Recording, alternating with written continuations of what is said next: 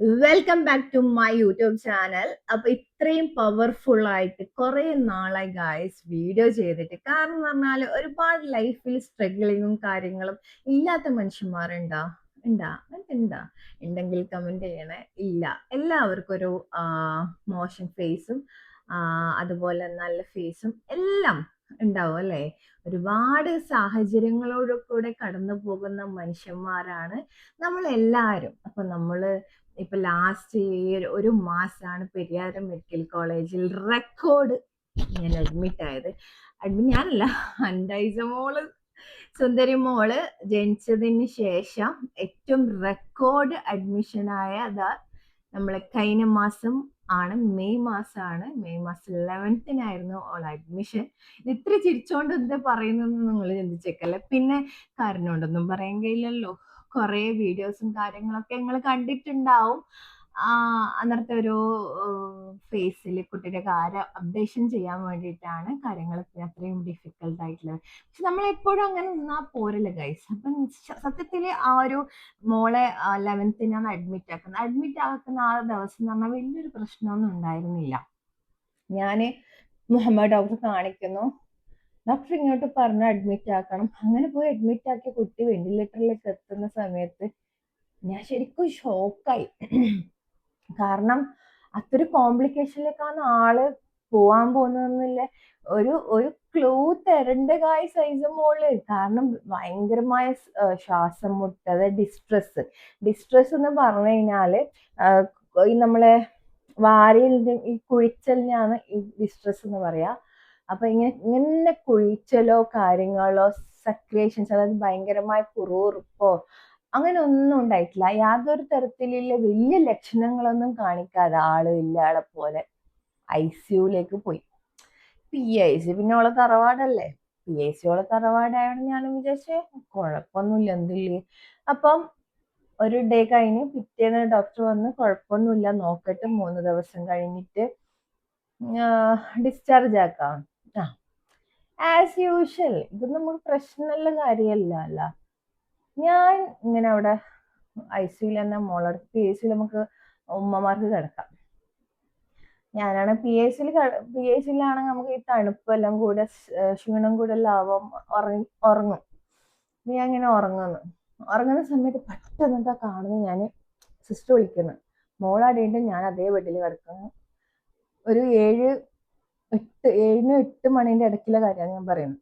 രാത്രി ഞാൻ മോണിറ്റർ നോക്കുമ്പോൾ 76 സാച്ചുറേഷൻ. ഈ പെട്ടെന്നുള്ള ഒരു ഇതായതുകൊണ്ട് എനിക്കൊന്നും മനസ്സിലായില്ല. സാച്ചുറേഷൻ 76 ഉള്ളൂ. അത് കണ്ടിട്ട് എന്നോട് പറഞ്ഞു പുറത്ത് നിൽക്കുന്ന പറഞ്ഞു. ഈ പുറത്ത് നിൽക്കുന്ന പറഞ്ഞിട്ട് എന്തോ ഒരു പന്തികേട് ഉണ്ടെന്ന്. എനിക്ക് 76 സാച്ചുറേഷൻ, സാച്ചുറേഷൻ എന്ന് പറഞ്ഞാല് കുട്ടിയുടെ ഓക്സിജന്റെ അളവ്, എത്രത്തോളം ശ്വാസം കുട്ടിക്ക് കിട്ടുന്നതെന്നാണ് അതിന്റെ ഒരു അർത്ഥം. അറിയുന്ന ആൾക്കാരുണ്ടാവും, അറിയാത്ത ആൾക്കാരുണ്ടാവും, അതുകൊണ്ടാണ്. അങ്ങനെ ഇരിക്കെ പുറത്തേക്ക് ഡോക്ടർ വന്നു. ഡോക്ടർ വന്നിട്ട് അമ്മ പറഞ്ഞു വെന്റിലേറ്ററിൽ ഇടണം. അപ്പം കുറച്ച് ഭാഗങ്ങളിൽ ഞാൻ ഓൾറെഡി ഇട്ടിട്ടുണ്ട്. ആ സമയം എന്ന് പറഞ്ഞാൽ ഭൂമി ഒന്ന് പിളർന്നിട്ട് ഞാൻ അതിന്റെ അടിയിലേക്ക് പോയാൽ എന്തേന്ന് ഞാൻ ചിന്തിച്ചത് ഗൈസ്. കാരണം വെന്റിലേറ്ററിൽ ഇവള് പോയി കഴിഞ്ഞാൽ തിരിച്ചു വരൂലാണ് എന്നോട് പറഞ്ഞ ഡോക്ടർമാർ എണ്ണമില്ലേ, ഒരുപാടാണ്. വെന്റിലേറ്ററിലൊക്കെ എൻ്റെ ഐസ് ഒരു ദിവസം പോയാൽ തിരിച്ചു വരൂല. പക്ഷെ ഞാൻ ഇപ്പൊ ചിന്തിക്കുന്നത് എൻ്റെ മോൾ തിരിച്ചു വന്ന്. നിങ്ങൾ ആലോചിച്ചൊക്കെ, അത്ഭുതം. ഡോക്ടേഴ്സിനും നേഴ്സിനും അത്ഭുതം തന്നെ കുട്ടി തിരിച്ചു വന്നത്. എനിക്കും അത്ഭുതമാണ്. ഞാൻ എൻ്റെ മനസ്സോട് ഞാൻ പറഞ്ഞു, വെന്റിലേറ്ററിൽ പോയി കഴിഞ്ഞാല് മോള് തിരിച്ചു വരൂലാണ്. ഈ വെന്റിലേറ്ററിൽ മോള് പോയി കഴിഞ്ഞാൽ തിരിച്ചു വരൂലെന്നുള്ള ഒരു ഇത് മൈൻഡ് സെറ്റ് ഓൾറെഡി എൻ്റെ മൈൻഡിൽ ഉണ്ടായതുകൊണ്ട് വെന്റിലേറ്ററിൽ കയറി മുതലേ ഞാൻ ആകെ ഒരു ഡൗൺ എന്നെല്ലാം പറഞ്ഞാൽ എനിക്ക് ഉറക്കില്ല. പിന്നെ പിന്നെ ഭക്ഷണം ഞാൻ കഴിക്കും. കാരണം ഞാൻ ഭക്ഷണം കഴിച്ചിട്ട് ഞാൻ അവിടെ വീണ് കഴിഞ്ഞാൽ ലീലേച്ചി ഒറ്റക്കല്ലേ, പിന്നെ ലീലേച്ചി എന്ത് ചെയ്യും, അപ്പൊ എന്നെ കൊണ്ടൊരു ബുദ്ധിമുട്ടുണ്ടാകാൻ പാടില്ല എന്നുള്ള രീതിയിൽ ഞാൻ ഭക്ഷണം കഴിക്കും. പക്ഷെ എനിക്ക് അങ്ങോട്ടോ ഇങ്ങോട്ടോ അനങ്ങാനോ തിരിയാനോ മറിയാനോ ഒന്നും കഴിയില്ല. വെന്റിലേറ്ററിലായി കഴിഞ്ഞാൽ പിന്നെ മോളെ കേറി കാണാൻ പറ്റും നമുക്ക്. പക്ഷെ എന്താ പറയണ, അതുവരെ എൻ്റെ കുട്ടിന്റെ കൂടെ കിടന്ന് എന്നെ കിടത്തിയില്ല. അപ്പൊ ഈ ഒരു സംഭവങ്ങളെല്ലാം ഓൾറെഡി എനിക്കറിയാം. വെന്റിലേറ്ററിലേക്ക് ഒരു ദിവസം എത്തുകയാണെങ്കിൽ കുട്ടിയുടെ അമ്മേനെ കൂടെ കിടത്തില്ല. അപ്പം ഇതൊക്കെ മുമ്പ് ഒരുപാട് തവണകളിലേക്ക് ഞാൻ കണ്ടതുകൊണ്ട് തന്നെ ഓൾറെഡി ഞാൻ മനസ്സിലാക്കി. ഞാൻ എപ്പോഴും സിസ്റ്ററോട് പറയാം, എൻ്റെ മോള് വെന്റിലേറ്ററിലായി കഴിഞ്ഞാല് അന്നെ ഓളടുത്ത് തന്നെ കിടത്തണം, എന്നെ പുറത്താക്കാൻ പാടില്ല. സിസ്റ്റർ നീ എന്തിനാ അങ്ങനെയെല്ലാം ചിന്തിക്കുന്നത്? പക്ഷെ ആ സമയമാകുമ്പോഴേക്ക് അത് ഓൾറെഡി എൻ്റെ മൈൻഡിൽ ഫിക്സ് ചെയ്തത് കൊണ്ട് ഞാൻ പുറത്ത് കിടന്ന് കാരണം പുറത്ത് കിടക്കാൻ എൻ്റെ മൈൻഡ് റെഡി ആയി. കാരണം വെന്റിലേറ്ററിലായി കഴിഞ്ഞാൽ അതിനെന്ത് സംഭവിക്കും? ഞാൻ വിചാരിച്ചെന്ന് പറഞ്ഞാൽ മോളെ ഇനി തിരിച്ചു കിട്ടൂല. കാരണം അങ്ങനത്തെ ഒരു അവസ്ഥയിലേക്ക് എത്തിക്കഴിഞ്ഞാല് പിന്നെ എൻ്റെ മോള് ബാക്കില്ല. പക്ഷെ ഇതവിടെ കിടക്കുന്നുണ്ട്, സുന്ദരി അവിടെ കിടക്കുന്നുണ്ട്, വീഡിയോ ചിത്രം കിടക്കുന്നത് ഞാൻ എഴുതുന്ന വീഡിയോ ചെയ്യുന്നുണ്ട്. എന്ത് ഗൈസ് ഞാൻ പറയണ്ടേ, എല്ലാരും കുതിരട്ടാന്ന് ഒന്നും പറഞ്ഞിട്ട് കാര്യമില്ല. എൻ്റെ മോള് മുത്താം സുന്ദരി പത്മാൻ. പക്ഷെ ഒരുപാട് എൻ്റെ മോള് വിഷമിച്ചിട്ടാണ്. എൻ്റെ മോള് വേദന കണ്ട് കണ്ട് കണ്ട് കണ്ട് കണ്ട് കണ്ട് രാത്രിയും പകലായാലും ഇങ്ങനെ സ്റ്റക്കാണ് ഗൈസ്.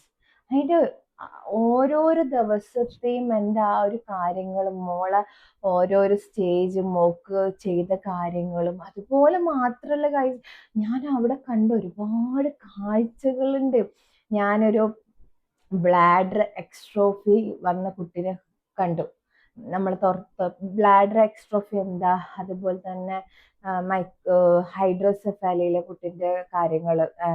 ഞാൻ ഹൈഡ്രോസെഫാലിയായിട്ടുള്ള കുട്ടികളെ കാണലുണ്ട്, പക്ഷെ അതിന്റെ എന്തിനാണ് അതിന്റെ ഒരു കോഴ്സ്, അതെന്തിനാണ് അവർ വന്നത്, അതിനെ കുറിച്ച് മനസ്സിലായി.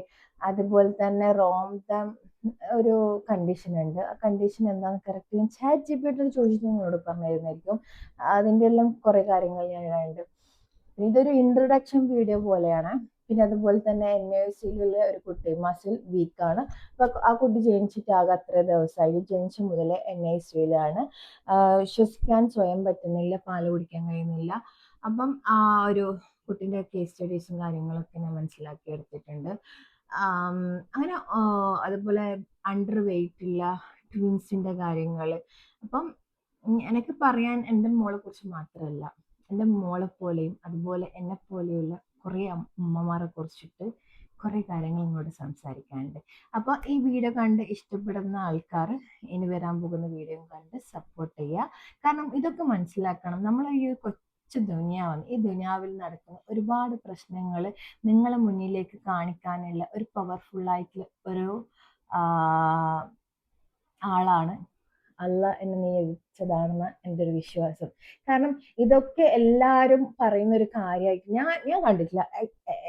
ഞാൻ എന്നെ പോലെ ഇതുപോലെയുള്ള ഉമ്മമാരെ കുറിച്ചിട്ടും അതുപോലെ ഇതുപോലെ ഉള്ള കുട്ടികളെ കുറിച്ചും ഇത്രയും കാര്യങ്ങൾ പറയുന്ന ആൾക്കാർ ഇനിയും മുന്നോട്ട് വരണം എന്നാണ് ഞാൻ ആഗ്രഹിക്കുന്നത്. കാരണം ഞാൻ അവർക്ക് റെപ്രസെൻറ്റേറ്റീവ് ചെയ്യാനും അതുപോലെ എൻ്റെ നമ്മളെ മാലാ കുഞ്ഞുങ്ങൾക്ക് റെപ്രസെൻറ്റേറ്റീവ് ചെയ്യാനാണ് കൂടുതലായി ആഗ്രഹിക്കുന്നത്.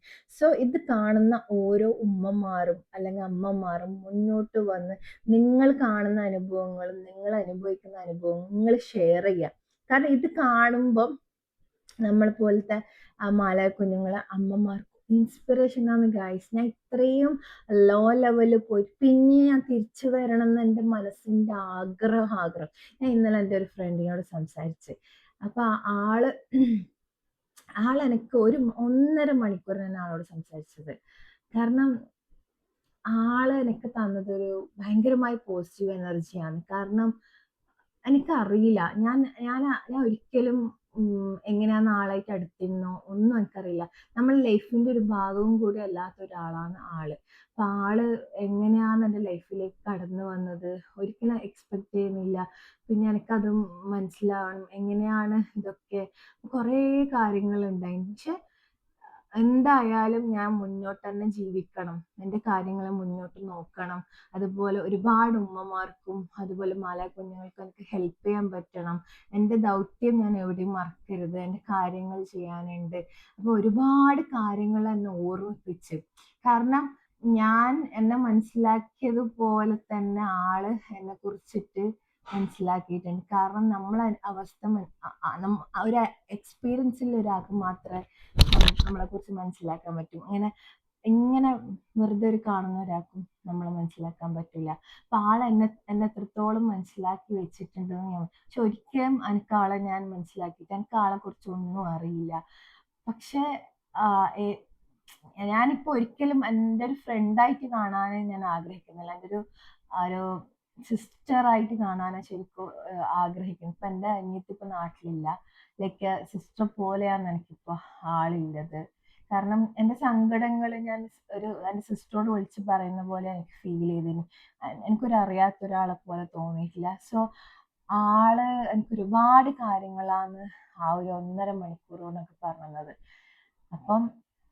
അപ്പൊ ഇനിയും എല്ലാ വീഡിയോകളും കണ്ട് സപ്പോർട്ട് ചെയ്ത് ഉഷാറാക്കണം. കാരണം നമുക്ക് ഐസമ്മോള് തിരിച്ചു വരുന്നതായിരിക്കും. ആളുടെ കടന്നുറങ്ങുന്നുണ്ട് ഗൈസ്. കുറേ കാര്യങ്ങൾ ഷെയർ ചെയ്യണ്ട. ഓക്കെ, അപ്പൊ ബൈ.